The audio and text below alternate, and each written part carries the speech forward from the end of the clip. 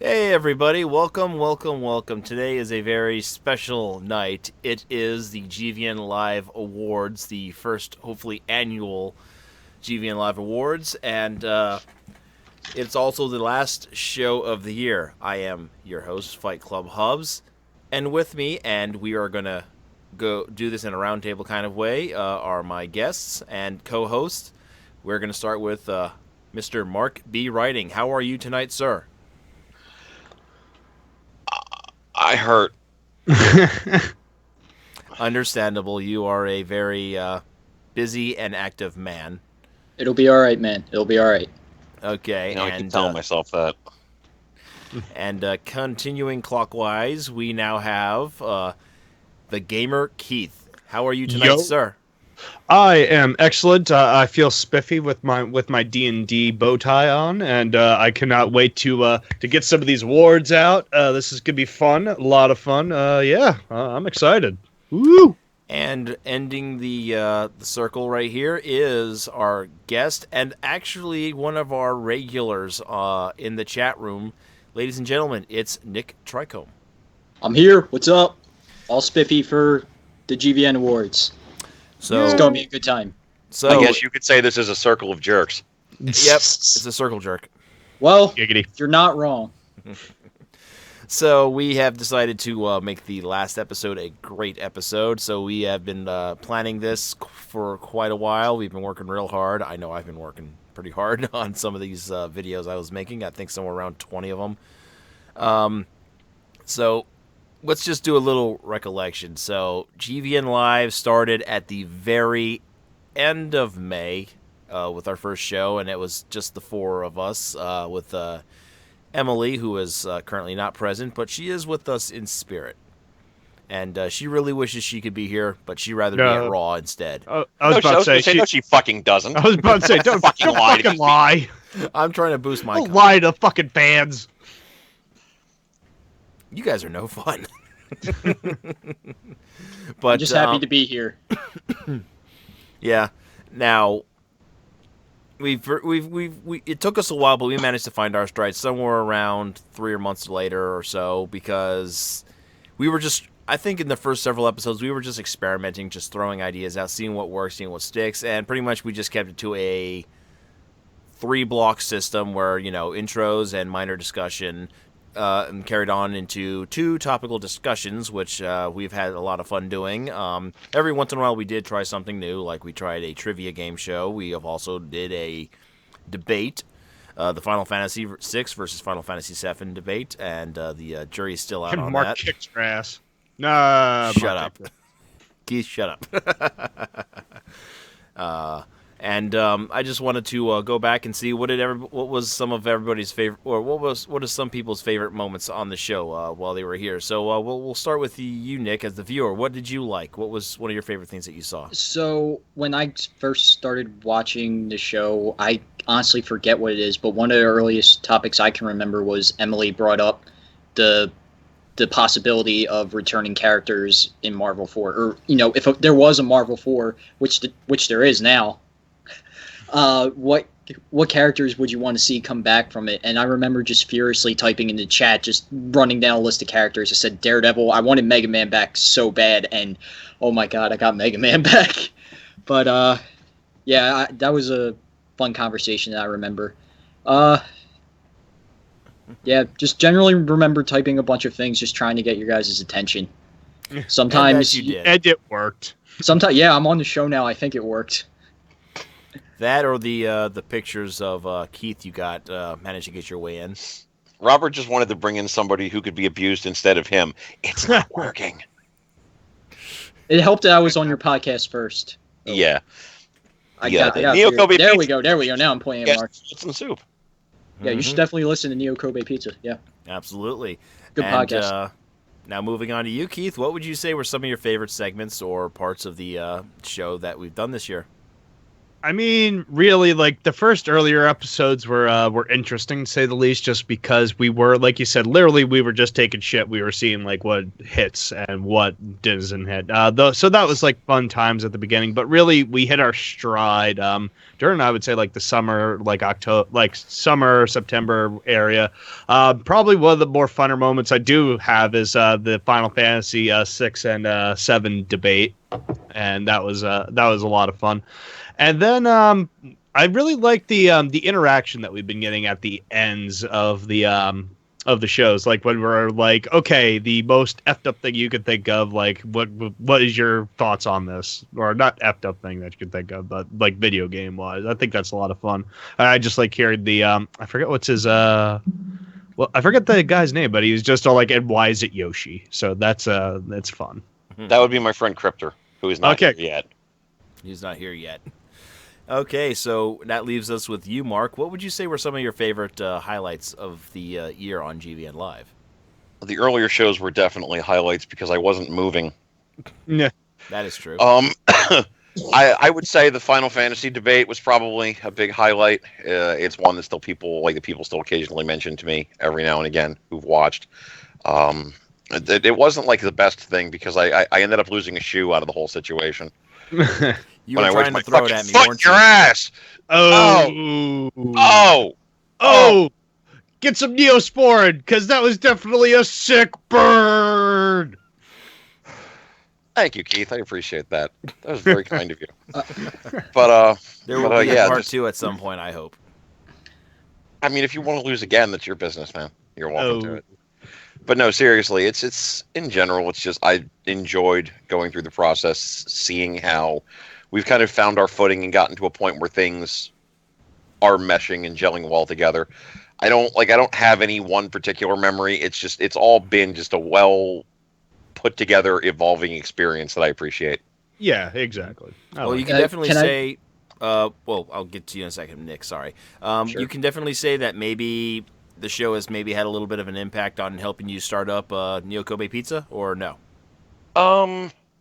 To a certain extent, I would say so. I mean, I had formats in general in mind beforehand, just because I had seen how other podcasts did things and I saw what I wanted to do.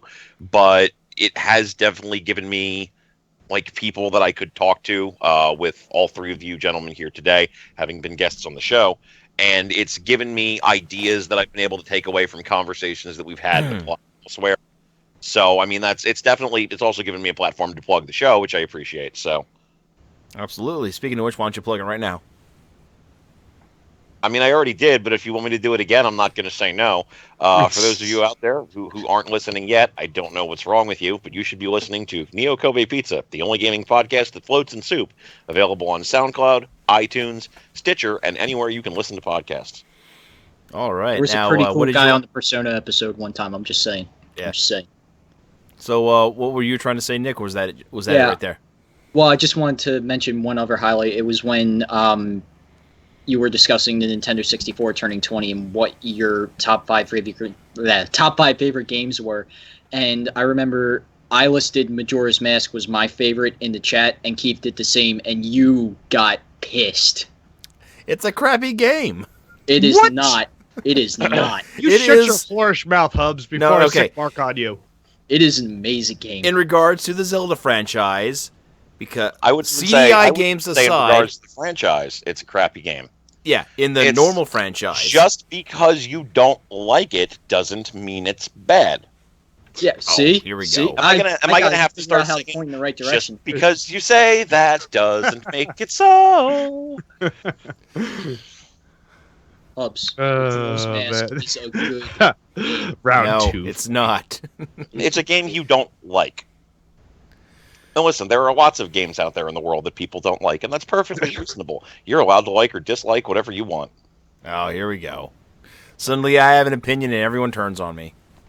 It's not a question of having an opinion, it's a question of saying that it's like the worst game. It's just, I dislike it. I think it is the worst game. I think it's the worst game in the franchise. not there you go. counting the CDI games. That's perfectly reasonable. That's what I mean. Fair That's what I mean to say. It's probably a playable game, a decent Zelda game in its own right. I just don't like it. I think it's at the bottom of the barrel in regards to all the Zelda games. And that's fine. You're welcome to hold that opinion, even if it's wrong. Yes. Okay, Mark, where does Majora's Mask stand for you? Somewhere in the middle, honestly. I like the aesthetic concept of it, but I've mostly burned out on the Zelda franchise since Wind Waker, I guess. Okay. So I would say it's definitely in the middle. I would say Zelda 2 is probably the worst, just because experimentation is perfectly fine, but it didn't end up necessarily being the most playable of experiences. See, now that's where I flip things around. I think Zelda 2 is actually one of the better games in the franchise, but... What are you, Hubs? I'm a guy that likes to enjoy video games, and the guy that invited you onto the show. This is true. And on that note, we cue the intro music. Yes, we do. All right, so anyway, thank you all. So we are now going to get started on the... well, actually, no, we're going to start off with the runner-ups, our... where did I just put the list? Here we go. Here we go. Our honorable mentions. So let's let our special guest Nick Tricombe start off with his special guest before we get into the award ceremony. Okay, so since all the games we wanted to talk about couldn't make the list, we had to pick some honorable mentions here. Mine, in particular, were LEGO Star Wars The Force Awakens and LEGO Marvel's Avengers. These were two really solid LEGO games that both came out within a few months of each other. LEGO Marvel Avengers is based around the two Avengers movies. Kind of expands more into the MCU in general, but it basically built off of what was established in LEGO Marvel Superheroes, added a bunch of more superheroes, even though they're not as well known because they couldn't get the X-Men in, and surprisingly Guardians of the Galaxy isn't in there, which is a big miss in my book, but it is a way bigger game when you step back and look at it all compared to LEGO Marvel Superheroes, and it was one that I really enjoyed, especially at the time it came out. I was wrapping up school, I was really stressed, and every time I played this game, it was an escape for me. And LEGO Star Wars was kind of the same to a certain extent. Much bigger game compared to the previous LEGO Star Wars games, even though it's based around one movie, surprisingly. But that also came out. I was wrapped up school. I had no job. I didn't know what I was going to do, and kind of resulted in the same thing. It was an escape, and I loved every second of it. Yeah. So when you have tough times in life, LEGO games got you. There you go. And I believe next year, when you actually have free time, we are going to finally do that Game Jam episode where we're going to be playing some LEGO Star Wars: The Complete Saga. At some point. All right, so let's move on. And Keith, tell us, what is your runner-up, your honorable mention? Okay, so pretty much one of my my honorable mention would go down for the other two that I would really say is Recore. For the Xbox One, and the reason why I give it more of an honorable mention is because I actually genuinely liked that game. It wasn't the best game. It was a very, very short game, but again, I really enjoyed it. It was pretty straightforward, and it had a lot of cool different elements for it. I did just like the basic combat on it, but it was one of those games that was really kind of overlooked a little bit, I think. Like, it had a decent presence at E3, but it never really took off because not everybody really liked the game. It had its flaws, but it wasn't too bad. And my second honorable mention, for me at least, is going to be Doom, because why not? Doom is freaking amazing game. It's like anytime you just feel down, you need to relieve some stress, just go blow some fucking demon head off, and you'll just feel much better afterwards. So that's those are my two right there. Okay, and Mark, tell us, sir, how or what are your honorable mentions? I mean, this year was honestly really damn good for gaming, so I could probably go on all day, but I want to keep it to one game that really I feel was almost my favorite game of the year, and for a lot of the year, it was my favorite game of the year. It was aesthetically interesting, mechanically interesting, just a lot of fun to play, and that's XCOM 2. It's definitely got its flaws, and they still haven't 100% patched some of the issues that need to be fixed on it, unfortunately. But I'm imagining the console versions don't have those problems. As an experience overall, though, it's it's just really good. It's challenging, doubly so as you go up into higher difficulty levels. The aesthetics, the concept, the mechanics are all fantastic. It's, outside of its technical issues, a worthy successor to the first game, which came out of nowhere and completely brought the franchise back into prominence, and I can't recommend it strongly enough. All right. Now, for me, I actually do have a couple of honorable mentions that I like to talk about. The first one is actually in my opinion, a sleeper hit of the year that I kind of didn't, that caught me off guard. That was Final Fantasy Explorers, which is, now, if you're familiar with games like Ragnarok Odyssey, or, of course, the more popular of the two, Monster Hunter, Final Fantasy Explorers is kind of like an adventure game where you literally go around and hunt down the Eidolons on an island, and you either do all kinds of stuff like building, crafting new weapons, new armor, discovering new locations.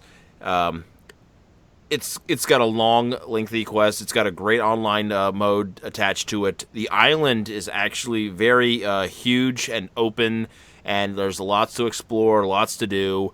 The challenge continues to grow as you play through the game, and it's just a very exciting game that I really enjoyed. Now, the next one I like to mention is Deus Ex Mankind Divided. Now, this game takes place a few years after the events of the last Deus Ex game, Revolution, or Human Revolution. Human Revolution, yes, sorry. I bit my tongue for some reason on that.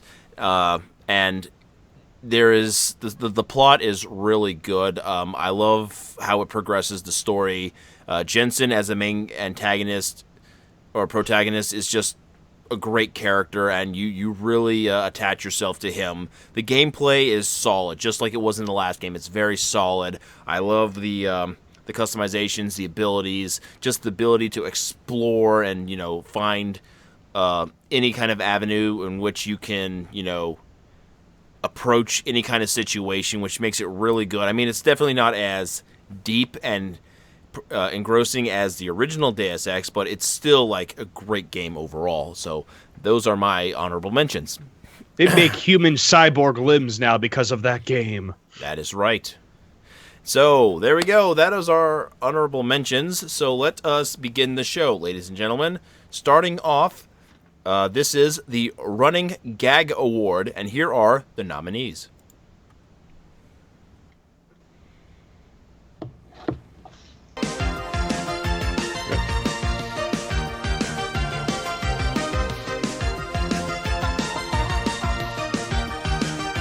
Something the matter?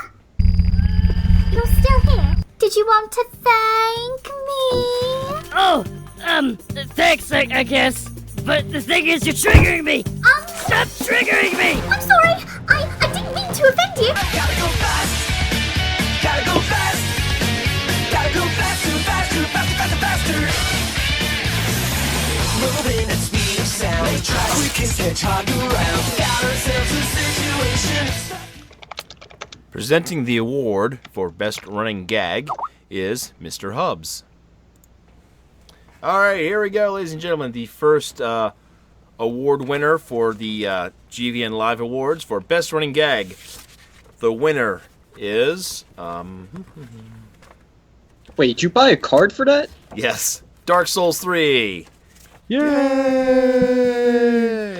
So, Congrats. what is it about Dark Souls? It's not just that one meme where we saw with the Take On Me music video, which is actually based on a music video done by the Watermelon guy. On top of that, there's just all kinds of videos, especially in regards to trolling that's out there. So that hands down wins it. Even though the Tracer's mistake was hilarious, you just can't go wrong with Dark Souls comedy. So here we go. Up next is the 5 More Minutes Award, and here are the nominees.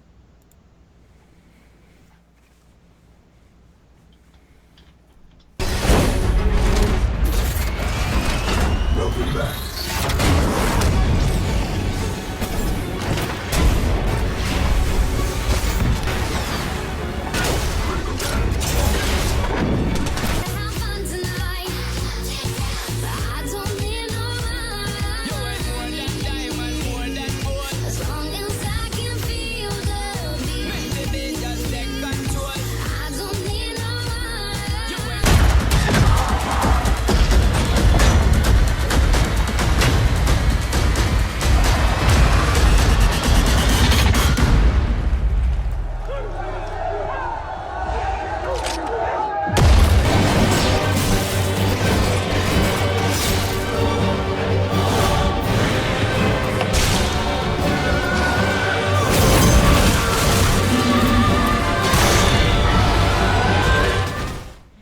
Presenting the award for just 5 more minutes is Mr. Mark B. Writing. I don't have any little cards here to shuffle around, so you're just going to have to pretend. But this should be no surprise to anybody who's played it. But the winner of the Just 5 More Minutes award for generally addictive gameplay that makes you want to keep going on and on and on is Dark Souls 3. And here's the thing to keep in mind with that game. It's just incredibly addictive on all levels. The game has a very strong mentality of bash your head against the brick wall until you break it down by sheer force of will. And the challenge is very complementary to the idea of making you feel rewarded every time you get through a particularly difficult area, so you want to keep going forward to go through to the next section. Definitely not a game for everybody. Definitely a game that kind of has its own niche appeal if you're just not the sort of person who wants to devote your kind of time to that sort of thing. But for what it is easily a game that just makes you want to keep playing for one more zone, one more boss, one more section until you get to that next bonfire. All right, and now moving on. Here are the nominees for the biggest Kickstarter disappointment award. I love the title.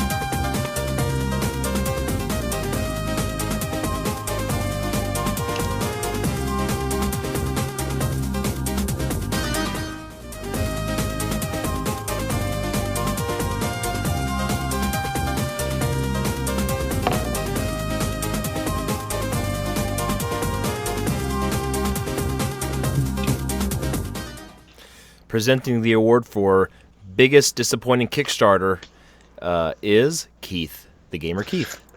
Did you really just make that one video that whole amount of time? Yes. Actually, I looped it 4 times. Jesus fucking Christ. Okay, and as you can see from our nominees, I'm going to make this very, very intenseful here. So I'm going to rip open the envelope, and I hope everybody can hear it. It is no surprise. It is definitely going to be Mighty Number 9. Okay, so why did this win this disappointment award? Just because, I mean, let's just face it, the game is fucking shit. I mean, honestly, like, Inafune had freaking one job. It was all like, make a good game, make a successor to Mega Man. And the thing is, that was what his whole premise of Kickstarter was. It was like, hey, I don't have the money to make this, and, you know, Capcom doesn't want to do this, and so on and so forth. So it was like, what am I going to do? I'm going to reach out to people, and I'm going to say, hey, remember I made this game series way back in the day. This game was freaking awesome. And then pretty much you fucked the bed on it. Like, honestly, you promised this work to all these people on Kickstarter, and you failed to deliver. And what's worse, this is what adds the insult to the industry. Adds insult to injury on this one. Well, it also insults the industry, too. Well, that too. It insults all of us here. Is that the fact that he's like, oh well, at least I released it. It's like, what the shit answer is that? Like, come on, that's horrible. Or it's terrible. I'll tell you, terrible. Okay. But yep, that is the reason why that. So that's what I'd say about that. All right. Now up next is the All Aboard the Hype Train Award. Here are the nominees.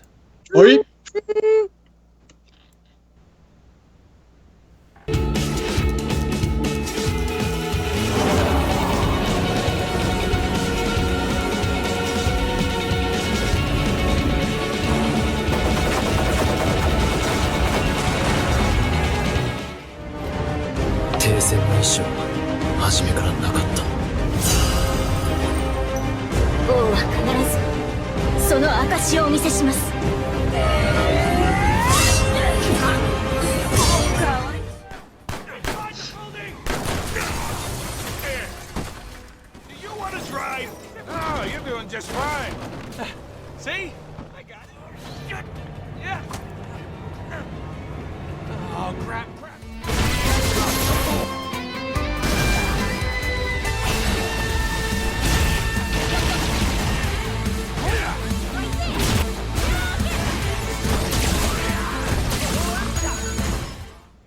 Presenting the award for All Aboard the Hype Train is Nick Tricombe. I just want to note, as Kane pointed out, you spelled thief wrong. Yeah. I kind of just realized that at the last second. I don't know how that slipped past me. All right. And the winner for the All Aboard the Hype Train Award, No Man's Sky. I didn't do the envelopes. All right. Now bear with me because I have a prepared statement. Oh, dear God. Since I did write the. I had the success right here on its behalf. All right, let me read the thing. All right. Since making its debut at BGX 2013, No Man's Sky has managed to create a hype cycle around it unlike anything we've seen before. The idea of trekking across a procedurally generated, unexplored galaxy, along with the thought that this game had mystery around every corner, captured the imaginations of gamers, the gaming press, and even the mainstream press in some cases. Demonstrations at E3 of the galaxy's size and scenarios you might run into along the way, along with vague answers to the game's biggest questions from Hello Games founder Sean Murray, only add to the curiosity behind No Man's Sky and the resulting hype from wanting to finally get our hands on the game. In the end, it's easy to argue that the hype behind No Man's Sky was unwarranted, but unwarranted or not, it can't be refuted that it was there from the beginning. So yeah, No Man's Sky had a real hype train behind it. Woo, good job. Congrats, No Man's Sky. Congrats. You did it. All right, so here we go, ladies and gentlemen. We are now going to be doing our first Game of the Year.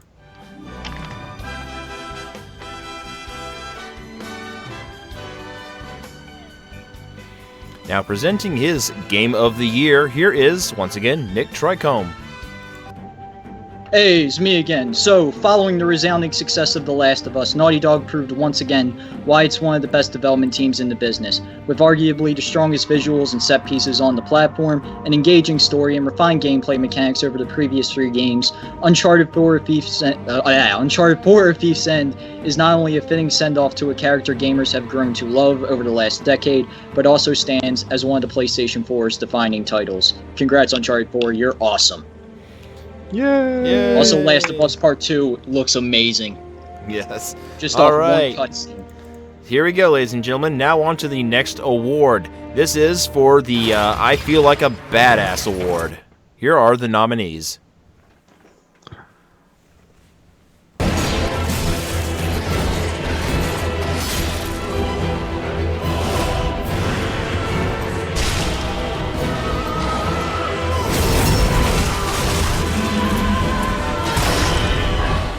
Only flesh and blood to walk between dimensions. Between our world and theirs.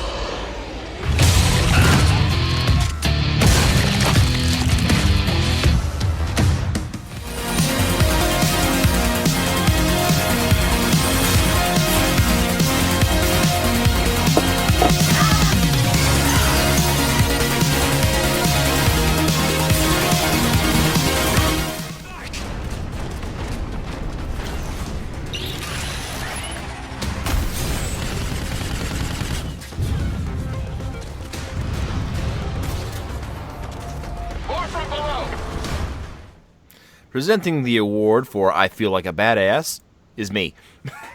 How anticlimactic. So here we go, ladies and gentlemen. Here we go. And the winner of the I Feel Like a Badass award is Doom. Alright, so what can I say about Doom? From the moment I saw it debut on E3 a couple years ago, and just the fact that id Software was going balls to the wall crazy with this game to bring back the arcade 3D first-person shooters, I knew from firsthand that this game was going to be truly satisfying. And then when I finally got it in my hands, just from beginning to end, non-stop, insane, crazy action. Every time you pick up a gun and you blast a demon's head off, every time you do one of those glory kills, every time you chainsaw somebody in half, you just felt like a badass. And I have never played a game where I actually, played where a game mechanic of any kind just did not get boring after a while. I could glory kill throughout the entire game, and I was I just loved every second of it. This game is just screaming with badass. On top of that, you got a killer soundtrack. You got some awesome looking demons. You just got all kinds of just crazy insanity going on. Hordes just taking on all the minions of hell with just all these unique abilities and whatnot. You just got all this adrenaline. It's awesome. Protein! There you go. Not to mention, you forgot to say that it's gory as shit. Yeah, there's that too. You're drenched in blood. You need a shower in more blood. If anything, I was about to say you're like Christian Bale, like running around naked with a chainsaw, like just covered in somebody else's blood. All right, so here we go. Moving on to the next award. This is the nominees for I Feel Dirty Playing That. Ooh, I feel so naughty.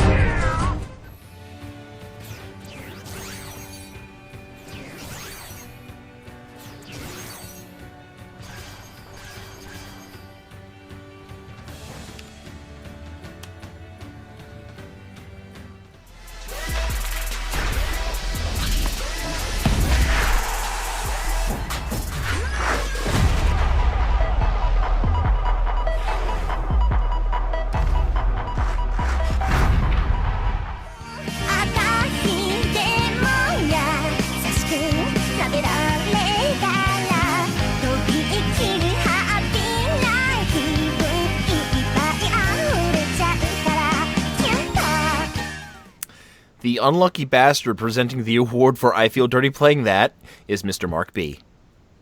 That fucking face Nick made, Jesus Christ. All right. I don't know what I just saw. I'm gonna need a minute. Okay, so I don't even know where to begin with this, but so Steam in the past year or so has started to see. You might want to start with who wins. I'm getting there. Oh, you're getting there? Okay, I wasn't sure what you were doing. I'm getting there. I'm getting there. Sorry, I didn't mean to do that. Let me do my work. Has started to see an influx of more and more games. If you pay any kind of attention, you've heard the reports that they've seen more games released this year than in the past several years combined by a fairly large margin. And a lot of this is due to how more accessible it is for smaller publishing companies to get content on there without having to go through Steam Greenlight, things of that nature, because they have the funds to do that. And this has started to generate a need for content to be made available, regardless of whether it's the best thing to be made available. That is the case with our winner for the I Feel Dirty Playing That award, Nekopara 2. Where to begin? I suppose I could probably start by saying that this is an edited down version of a Japanese hentai game, which, if you don't know what that means, it's porn. It's fucking porn. So if you're asking the question right now of, well, what's the point of porn if they've taken all of the porn out? I don't know. The basic gist of this franchise in general, and to be clear, I don't hate the game, but the general gist of this franchise is that you're playing as a dude who has to deal with his decidedly down-to-fuck sister and her just absolute legion of adopted cat girls, because they live in a society where science has figured out how to make humanoid cat girls, because that's not horrifying or anything. And they live in this weird sort of like servant race scenario where like they're your pets, but they're also like people. They don't really have rights in the strictest sense of things, and it's just very weird and awkward.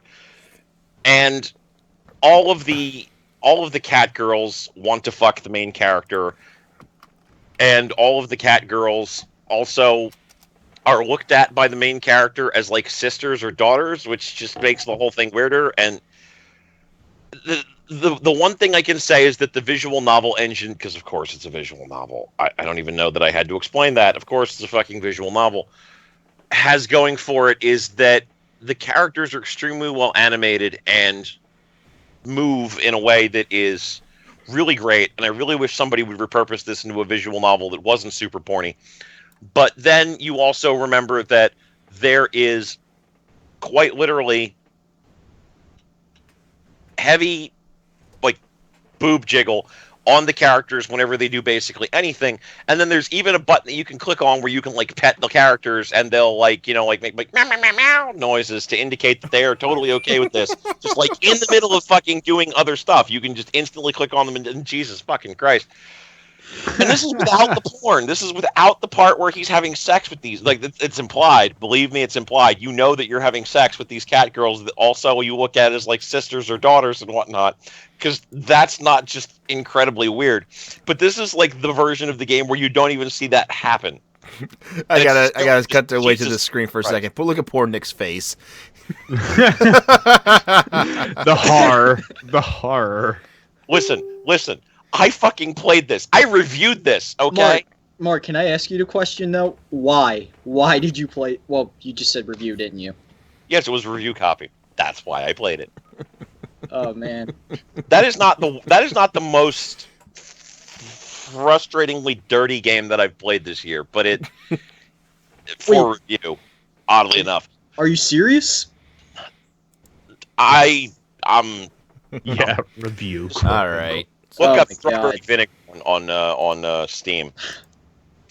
It's don't just want this to. is the one that I felt like just probably needed to be discussed, because I don't even know where I would begin with any of the others. Oh, man. All right, so now we gotta move on. So here we go. Moving on to the next category. It is the Game Everyone Forgot About award.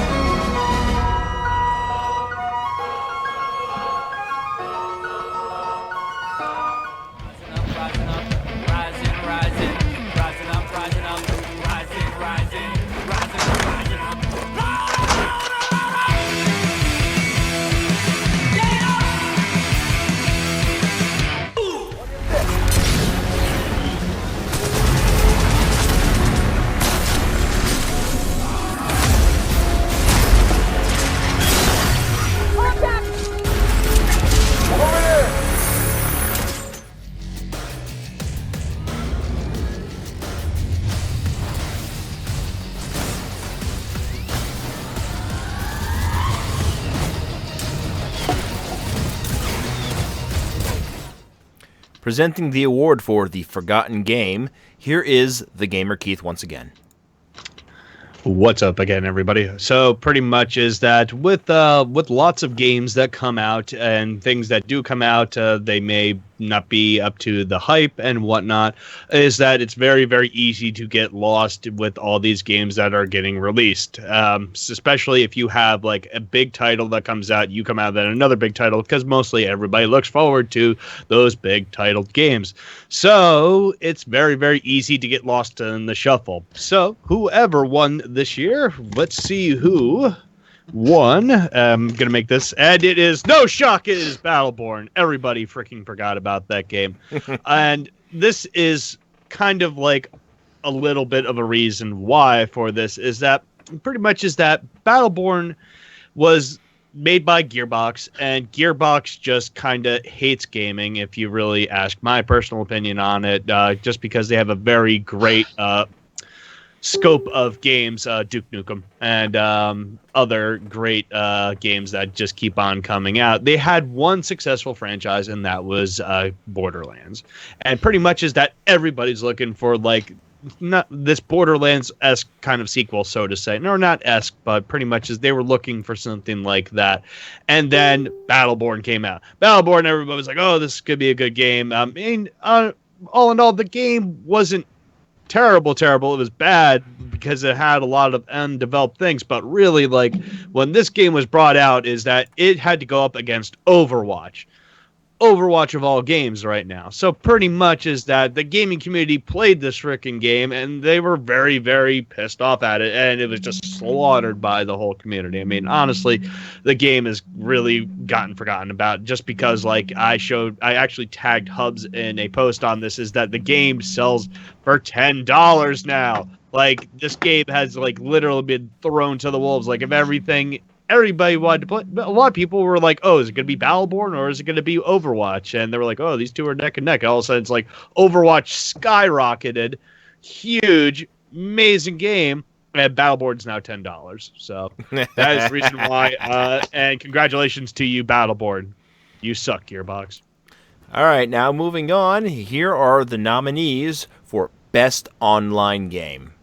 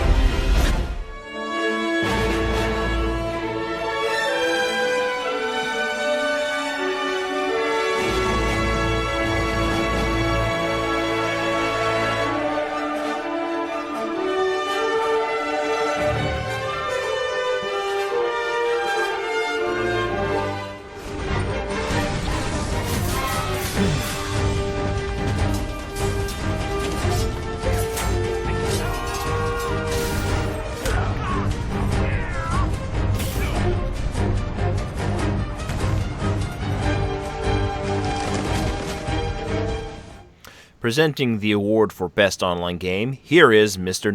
Nick Tricombe. Sorry. So it should be noted that Blizzard had a 50% chance of winning this award. But anyway, we mentioned Overwatch in the last award, and they won this award. So, with a colorful cast of characters who each come with different abilities and dramatically different styles of play, a huge emphasis on teamwork, and a level of accessibility that allows players of all skill levels to jump in, makes Overwatch our pick for best online game. Whether you choose to zip around the map with Tracer, hang back and provide support with someone like Mercy, or hold the line with Bastion, there's at least one character and one way to find enjoyment out of Blizzard's latest. Congrats, Overwatch and Blizzard. You make good games. And pretty memorable characters, too. There you go. Now we are moving on, ladies and gentlemen, to our second Game of the Year. And presenting his Game of the Year, here is Mr. Fickle Pubs. All right, ladies and gentlemen, hey, so even though it was Badass of the Game, or Badass of the Year, my Game of the Year is Doom. So, outside of getting really excited like I did earlier, the reasons why this is my Game of the Year is mainly because Bethesda did an amazing job with this game.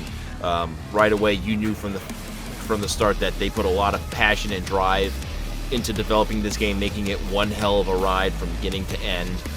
One of the things that I've kind of been I've been a little upset about lately was the fact that, there have not been any really good arcade, like, first-person shooters in the past few years. I mean, sure, we had Epic making several attempts with Unreal Tournament and the first Bulletstorm, but whoop-de-doo, they weren't really anything to write home about. Bethesda's Doom is just such a great game. Man, I'm really slurring my speeches tonight. What was great about Doom is the fact that... oopsie. There we go. What makes Doom great is just that it's just one, like I said, it's just one hell of a ride. Controls beautifully. The graphics are gorgeous. Just the insane amount of action that goes on in the game is just enough to keep your adrenaline pumping. And it's just a fast-paced game that is just so much fun, and you just never want to put it down. Even the half-assed multiplayer is actually a lot of fun as well. Especially after they patch some more stuff into it. They're really supporting this game. So there you go, ladies and gentlemen. That is my Game of the Year. So moving on now, we are going to go into the Best Fighting Game Award that isn't Street Fighter. That isn't Street Fighter. Love it.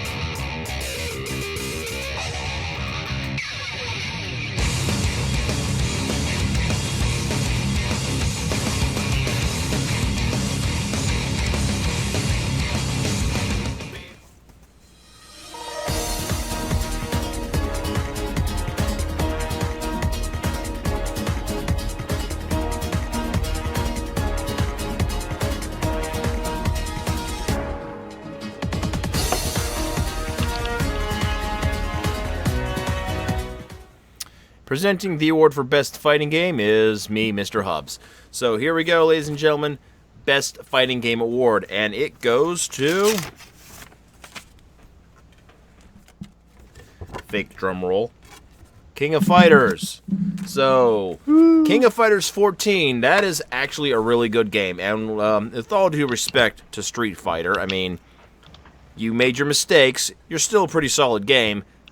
But in every avenue, King of Fighters is the superior fighting game. It's got better mechanics. It's got a better cast of characters. The only thing that it didn't have going for it was the graphics, which looked like a very, very high-res PS2 game. But they're going to patch that somehow. So King of Fighters 14 is just extremely great in the fact that, one, it's a complete game out of the box. It has a very intense training mode. It's got a great character selection, as I've already mentioned. The mechanics itself are just amazing. I mean, sure, it's missing some of the mechanics that were in King of Fighters 13, and on top of that, it's in 3D, so most people who are also in the competitive scene were very worried about, frames and all that stuff in regards to, oh no, am I going to be able to properly combo or do links and stuff like that? Well, you didn't need to worry about any of that stuff. So it's overall the game, the controls are very responsive. It's very fast paced. It's extremely fun. It's actually decent online. I mean, in terms of fighting game codes, it's really good. So I was just shocked overall by how great of a game it was. I mean, especially since it was only announced last year, and I think it actually took less time to develop than Street Fighter V, and it still turned out to be a much better game in my opinion. So there we go. Now moving on, we are going to be doing the Best YouTube Gamer Personality Award. So here we go, ladies and gentlemen.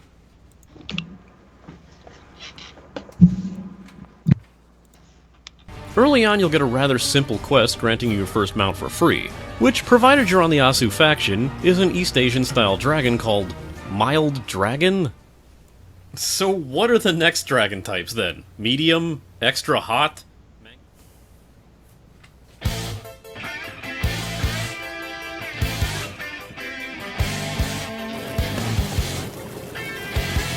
Yeah. We're doing it. All right, let's do this. The obnoxious demands of objectivity are moot due to the effect personal bias still has on the usefulness of these reviews. That the outlets these reviews come from are becoming less and less necessary to publishers trying to get... Didn't help and will never see again, gets mad over the radio. So yeah, generally choices don't really impact the story, and the story doesn't really impact the gameplay. The end result is the gameplay kind of feels modal. Heck, you literally have an action outfit and a role-playing outfit. Presenting the award for Best YouTube Gaming Personality, here is Mr. Mark B. Writing. We live in an amazing time at this point. Back in the day, you were kind of stuck in the position where if you wanted to get some type of information on gaming, you were generally stuck dealing with whatever print magazines and then later websites existed specifically for the purposes of providing this content. And for the most part, everybody was just kind of doing the same thing as everybody else. But as time has evolved and as the internet has expanded, we've started to see content creators who fund themselves through PayPal, through Patreon, what have you, developing new and interesting ways of keeping their business model going, keeping their content up, and making things that we weren't necessarily getting 5, 10, 20 years ago. Everybody here, for the most part, deserves recognition for what they've done, whether it be easy allies rising from the ashes of the death of game trailers through crowdfunding, through Patreon, to get their message out there and to continue making the product that everybody loved. Chaos D1 providing really strong, in-depth information. Chris Franklin from Errant Signal just providing strong game critique and a more artistically inclined a more artistically inclined view of games. But by and large, this year's winner, Mr. Hamish Black of Writing on Games, is far and away one of the best examples of what we can do with the evolution of just gaming critique in general. Hamish Black provides a perspective on games that is clearly from somebody who is passionate about gaming in general, but also informed about what makes stories work, what makes mechanics work, what makes games work. And he doesn't present these sort of things in a way that is too over the head of the person watching. Some people are actively going out there trying to make, more artistically heavy criticisms of gaming, and that's fine, but it's not necessarily going to be for everybody. Hamish Black, by comparison, is actively going out of his way to not only make things that are interesting and will make you think about what games are and what they can be, but are also geared towards the common person. So you don't have to come in with an extensively large amount of information, and you're not going to feel like you're too over your head. Writing on Games is a great channel. Hamish Black is just a great content creator in general, and he far and away deserved the award this year. All right, thank you, Mark, for presenting that. So congratulations to Mr. Hamish Black for being an outstanding guy. So moving on to our next category, which is on the opposite spectrum of our YouTube gamers. Here is the nominees for Best Internet Gaming Troll.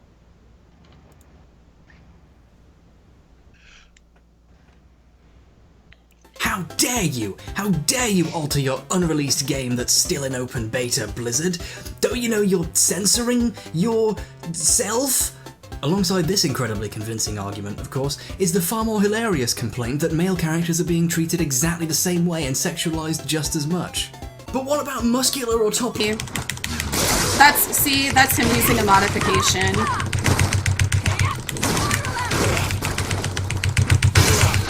He's using modifications. He was using modifications there. See, he's using modifications.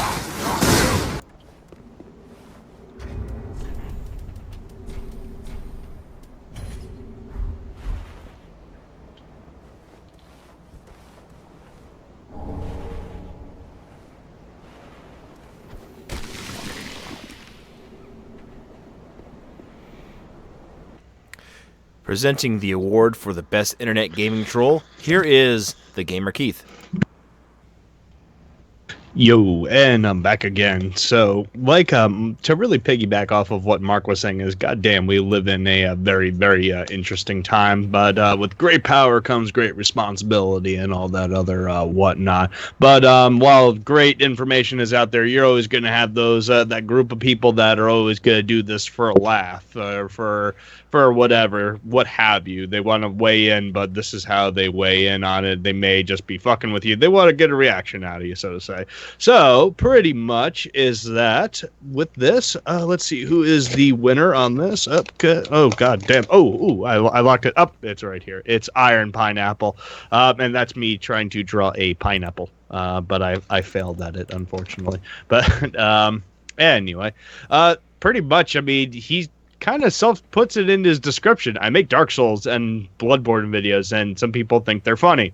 I actually find his stuff pretty entertaining. We actually saw a bit of his work at the beginning as the biggest internet running gag with the Dark Souls, guy walking around and to take on me. It's just pretty funny stuff, and that's all I could really say as far as that's concerned. All right. Up next, the We All Saw It Coming Award. Here are the nominees.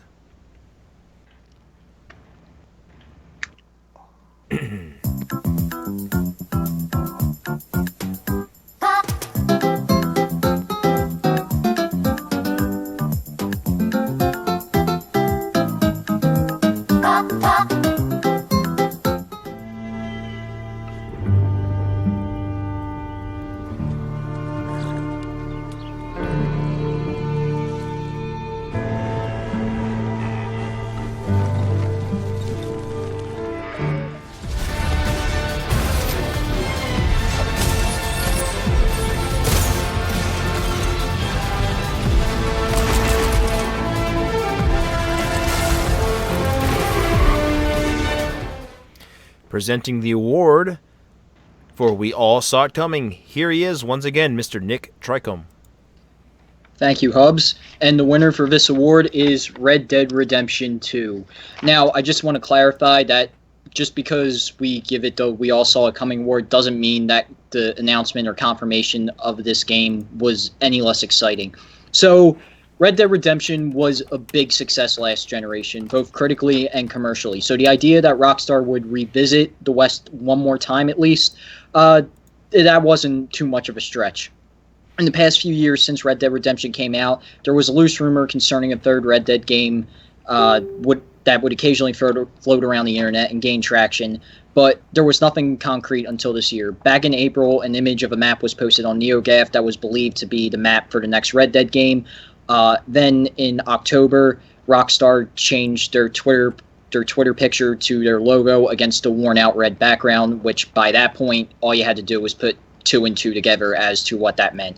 A couple days later, Red Dead Redemption 2 was confirmed.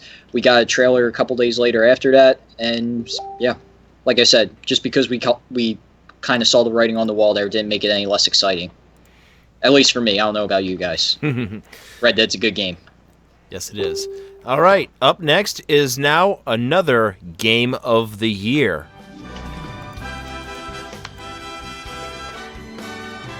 And now presenting his Game of the Year, here he is, the Gamer Keith. Damn, I had the mic muted because I didn't want to interrupt anybody. You broke it. I broke it, I know. But anyway, as it would be, as to no surprise to anybody that listens to this podcast or just listens to me talk in general, my Game of the Year is No Man's Sky.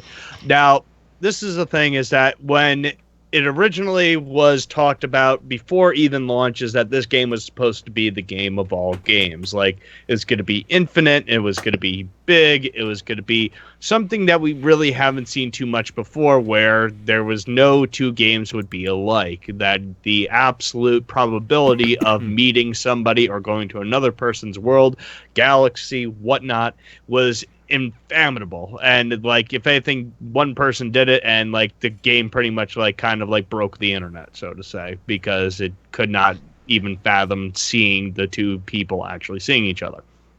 Now, when it was released, is that it kind of, like it said, was overly hyped, and it did not deliver to what everybody was really expecting for this game. Now, I don't know what you would call me. You can call me, you know, whatnot. But honestly, I had really not too much of those high expectations. Like I've been quoted to say, is that I was going to go to one planet, I would see that dinosaur, and then I would go to another planet, I would see that same exact dinosaur, but it would be purple. So that is my opinion on that. But is that I really enjoy this game. Is that the game is just simple, it's fun, it's easy to pick up. It is actually, in my opinion, the definitive adventurous game, because literally it is a survival game. You just go out, you find stuff, you fight things, so on and so forth. It's just a really good game. And plus, what's great about the game is that you don't really need to be really involved into it. It really, when you first start the game throws you to the wolves. It's like, figure this shit out. And that's what I kind of like about it. Something that you can just kind of get lost in. Something that you can really just get eased into. And with the latest additions for patches that they are actually coming out with, is that the game is actually starting to get really good again. Because before it was getting very, very repetitive, but now they're adding the free creation mode. They added the two new modes to it, the free creation mode and the survival mode.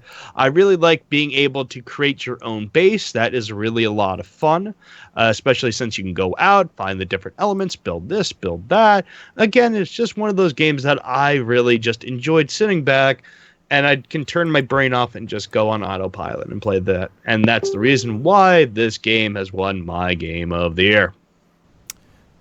All right, so thank you, Keith. All right, so we are now in the final stretch. We are up to our last 4 awards, ladies and gentlemen, and our final Game of the Year. So we're going to kick things off by the last segment with the Konami Award for Excellence in Failure. Here are the nominees.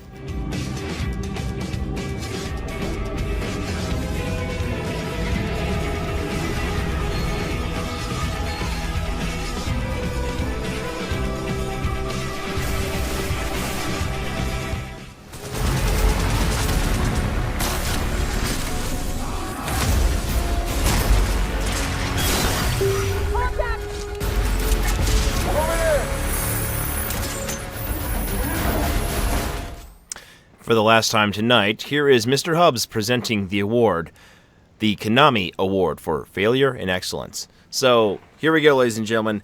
This was actually kind of one of the funnest categories that we had to do. The Konami Award. As we all know, Konami has become a shell of its former self, making dumb decision after dumb decision, dropping IPs, not caring about the fans, destroying franchises that many people have grown to love over the years. And with that, we decided to, nominate companies in the honor of Konami for doing some equally stupid things. And the winner of this year's Konami Award is Bethesda. And why is that? Because, well, quite frankly, as bad as it was for Nintendo to, practically leave their fans a middle finger who were begging for a new Metroid game, Bethesda did something really cheesy, and this is a tactic that many video game companies actually have tried throughout the years. Bethesda decided that they are no longer going to be giving gaming publications and reviewers advanced copies of the game because they do not want the opinions of these writers to sway people from buying their games. As you can see in this point, when Doom came out earlier this year, nobody got copies of the game until the day of release. The same thing can be said for when Skyrim Remastered came out this year as well. And this is a very cheesy tactic to pretty much maximize the amount of money they can possibly make on launch day. It's ridiculous, and granted, I understand that people need to make money, but Bethesda has lately been bringing out a lot of pretty mediocre games. Not the two that have come out this year, to be truthfully honest, but they've, in the last couple of years, have been bringing out some pretty mediocre games, and they do not want to lose any potential money that they can be made on those games. So with that, it is a very dirty, sleazy tactic that they tried to do. It's very disrespectful to the art of journalism in that sense, because people really go to, like, let's say, IGN, GameSpot, Kotaku, Silicon Era to get opinions on whether or not they should buy these games, and the fact that they have to wait an additional 2 weeks after the day of release is just, you just want to strangle somebody. So, anyway, moving on, we now have the Good Job for Breaking It Hero Award. Here are the nominees.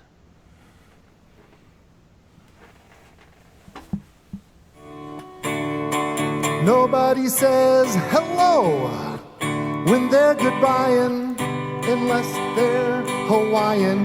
Nobody tastes eggs and bacon when they're frying. And it does. The performance of every designer, every programmer, every artist, every hardworking, talented person at that office, not only Naughty Dog, but all マイティナンバー9の制作っていう楽しくさせてもらって順調にここまで来ました。で今年は、やっとこの皆さんに、このマイティナンバー9をですね、完成品として届けられることができるんで。All right, presenting the award for the Hero Award. Here is, for the last time, well, not for the last time, here is Mr. Mark B. Writing. So, in the same way that the Konami Award for Excellence and Failure is meant to acknowledge bad decisions that are made by companies, the Good Job Breaking It Hero Award is meant to acknowledge bad decisions that are made by individuals within the gaming community. And just, wow, what a great crop we have this year. And I mean, to be clear, all of these are notable examples, but in the end, only one person can win. And while Randy Pitchford will always be a terrible person, and Nolan North did unfortunately make a comment that whether or not he meant for it to be good probably pissed off a hell of a lot more people than it helped. In the end, really, how can you argue with the fact that Keiji Inafune publicly said the fact that his game came out was better than nothing? How can you at this point? And I mean, to be clear, there are lots of reasons to be mad at Keiji Inafune in specific, and just everybody involved with Mighty No. 9 in general. Trying to market a Kickstarter for a game while his other game was still being developed from the first successful Kickstarter. somehow managing to fuck up Mega Man. I don't even know. I don't even know how you can manage that. Delaying a game multiple years and getting it to the point where it was starting to get into Duke Nukem Forever territory. Just Jesus Christ, there's so many things. But in the end, it ultimately comes down to the fact that when confronted with the fact that the game took way too long to develop, was not even close to what Kickstarter backers had been promised, and just farted out a launch at a point long past when anybody gave a shit about it.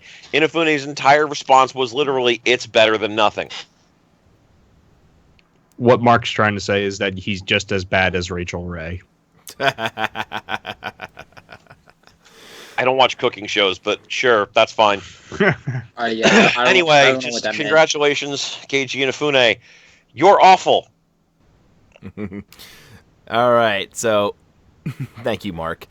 Now, moving on to one of the last two, here is the Sure I'll Play It Again award. Here are the nominees.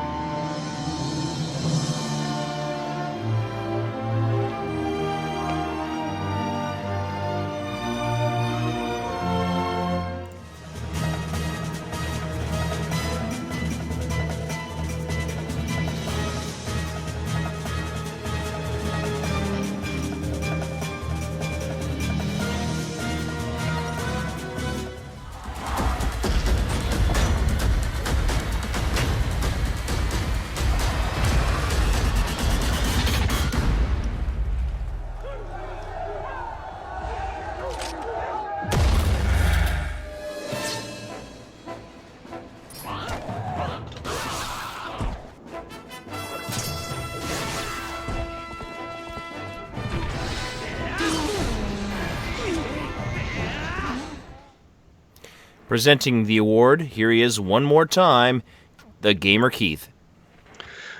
Yo. Okay, so pretty much is that with gaming is that since it's constantly evolving at this juncture and not everybody gets to keep their current system, and sometimes is that a lot of games do come out and we love them so much is that we're in a realm of HD remakes, such as you would see from the long list of there. You have Valkyria Chronicles Remastered, you have The Legend of Zelda Twilight Princess that was on there, and then of course you have Call of Duty Modern Warfare Remastered. Just is that a lot of people that really enjoyed these games now get a second chance to actually replay them, or even to have a little bit of nostalgia, or also quite possibly bring a new generation into this particular game, because maybe you didn't see this before and you would be like, oh, maybe I should play this, and maybe people that just kind of gave it a second glance get to play it now. So with great honor and great responsibility, I am going to see who it is, and it is going to be none other than Valkyria Chronicles Remastered for the PS4. Really, really solid Sega RPG. Like, if anything, I think that it was kind of a little underwhelming for the release, because we were having a conversation when we were actually having like our pre-talk powwow last Sunday, or this Sunday, I'm sorry. And we were just like, wow, we could pick up that game for $10 at GameStop. But pretty much is that really, really solid RPG. Like I said, it's a tactical role-playing game.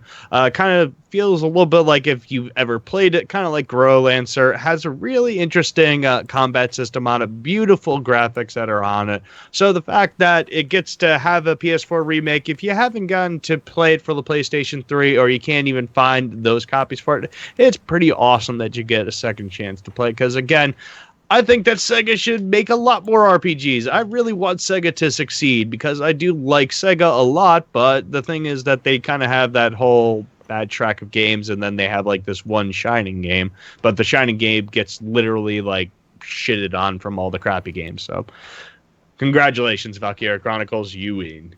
Thank you so much. Thank you, Keith.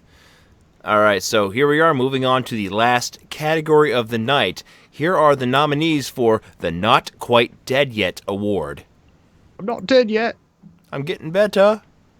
I think I'll go for a walk now.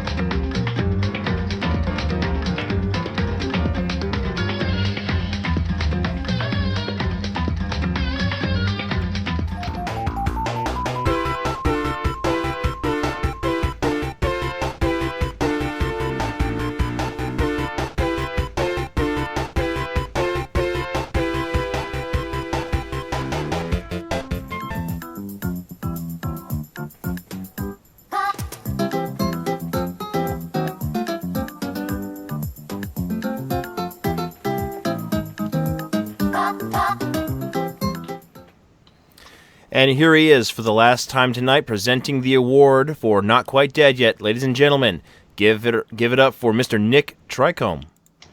Yay! And the winner is the PlayStation Vita.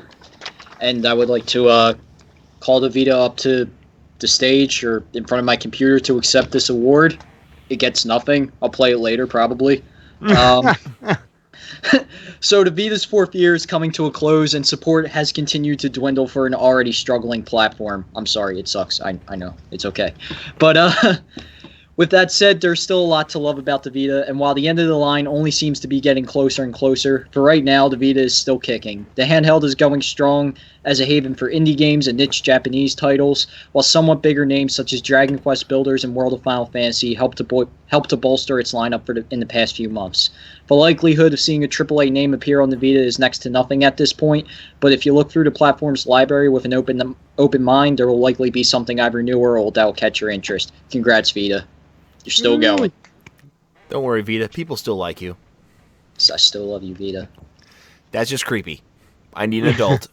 It's not the creepiest thing to happen at this award show tonight. So no, it's not. Definitely, I feel dirty category takes that cake. All right, so here we go, ladies and gentlemen. We are about to wrap things up. Before that, we are going to find out what the last game of the year is. And presenting the last game of the year, here is Mr. Mark B. Writing. Atlas has been in the discussion for a while recently due to their upcoming announcement for and release of Persona 5 and just the Persona franchise in general. But the thing to really keep in mind is that while the Persona franchise is definitely the cash cow for them, Atlas has been producing all sorts of awesome games in what is called the SMT franchise. And the most recent to come out this year was SMT4 Apocalypse. Based off of the original Shin Megami Tensei, SMT4, this game is sort of a side story that gives you a new protagonist and a new story to play through, where you are given much more emphasis on developing your own backup group to basically do something that the hero from the previous game is, for various reasons, unable to accomplish. It's just an amazing system. The combat mechanics are as great as they've ever been for the franchise. The game is visually amazing.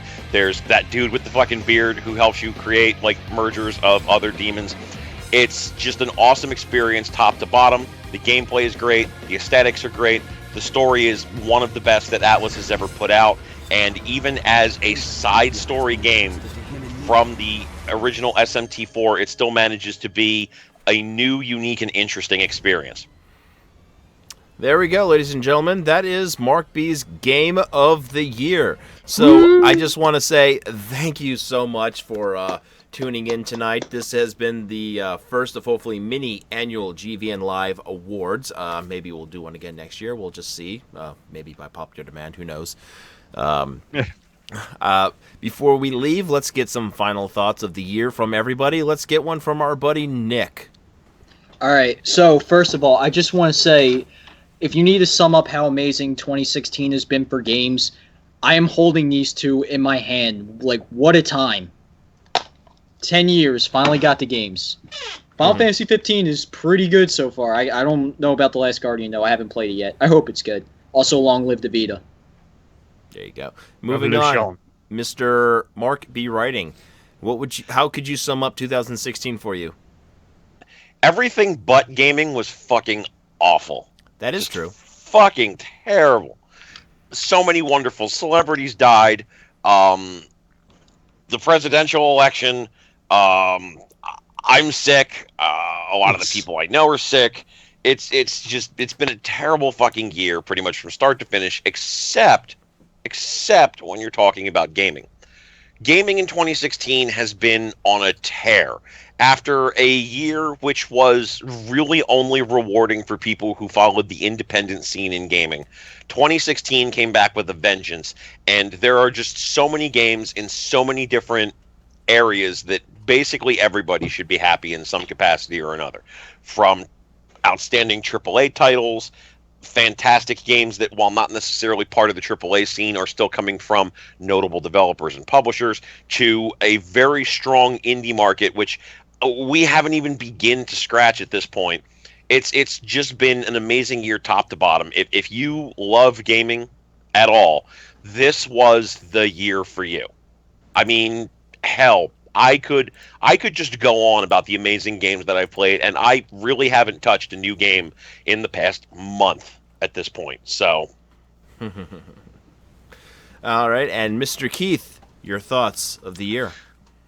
Yeah, I think Mark kind of really summed it up nicely, is that 2016 was kind of fucking shit on the whole, but for gaming, it's really freaking awesome. I can't really say that there was any real bad games. Minusing Mighty Number 9 and whatnot, but really there was not too many bad games. I mean, obviously you're going to find that good pile of shit every once in a while, but a lot of great games.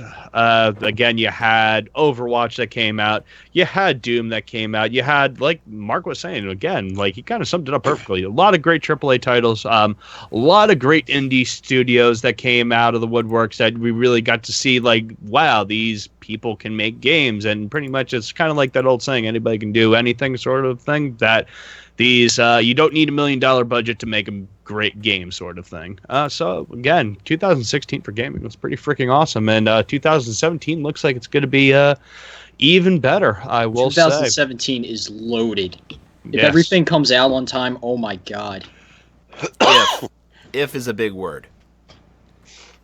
But now for me, in terms of 2016, yes, all the celebrity deaths and deaths of some good friends are definitely some sour points. In regards to gaming, though, there were a lot of highlights. I want to give a shout out to my boy JT, Mr. Joseph Tran, for introducing me to the world of Vocaloid video games, primarily the Project Diva series. That franchise is a lot of fun, and I really enjoy the music.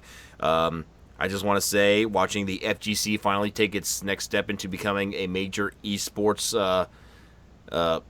league, I guess you could say, with ESPN broadcasting the EVO finals on Sunday night, which was pretty amazing.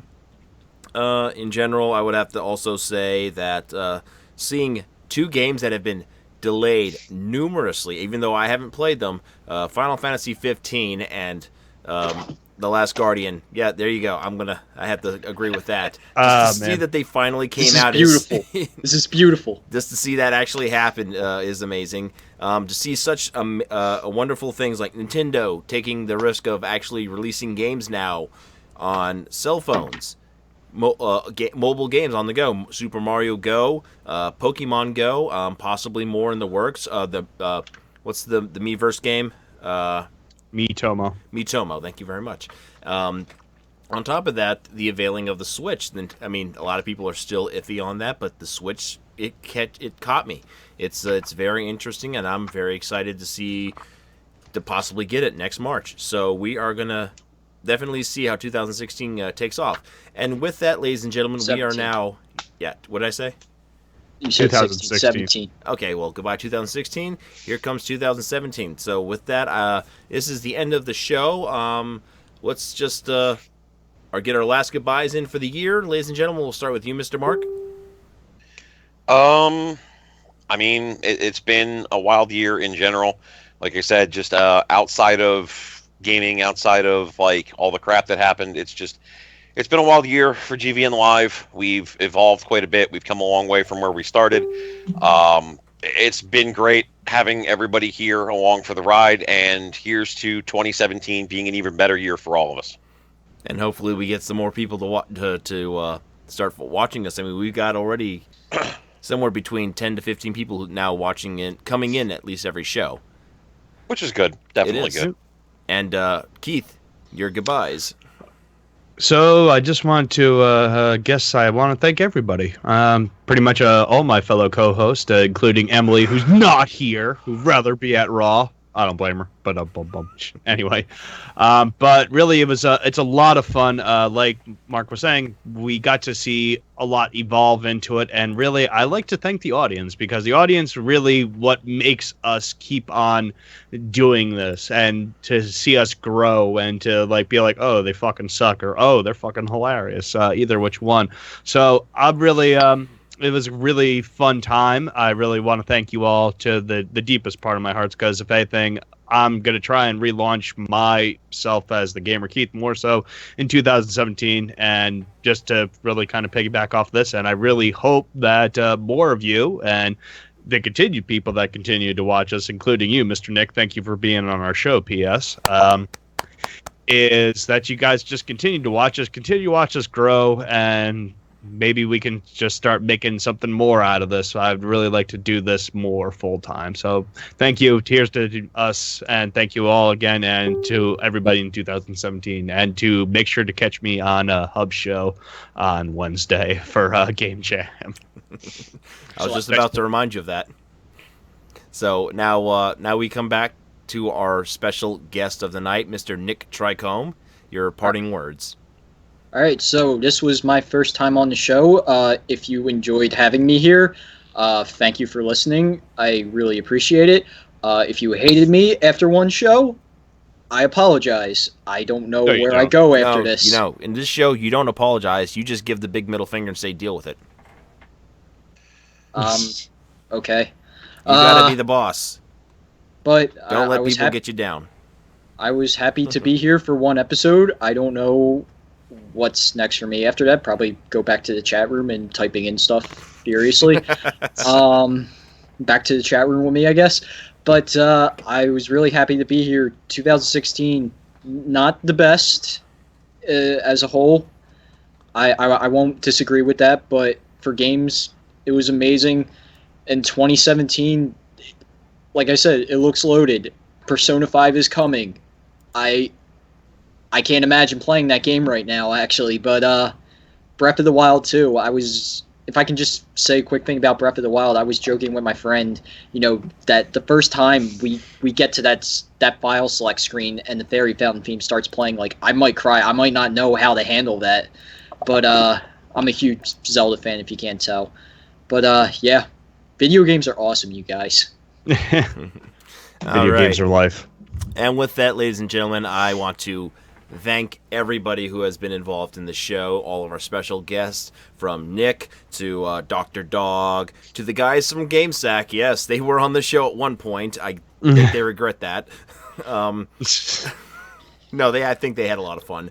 To Mr. Rico Marari, who was a really nice guy, and to Emily, who is not here with us. I want to thank you, Keith, for being on the show. Mark, thank you for the last few years, as a matter of fact, for being on the old podcast and now being on GVN Live. Thank you for being practically the most solid person on this thing as well. Your guidance is really appreciated.